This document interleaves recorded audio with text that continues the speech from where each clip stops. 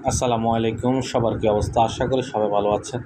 আমরা আজকে খুবই গুরুত্বপূর্ণ একটা বিষয় নিয়ে আলোচনা করব।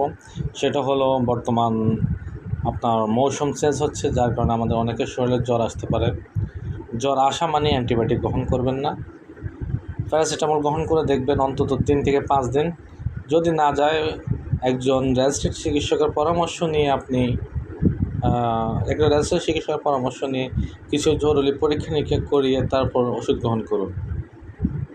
অ্যান্টিবায়োটিকের ভয়াবহতায় খুবই মারাত্মক, যা আমরা বুঝতে পারবো আগামী কয়েক বছরের মধ্যে।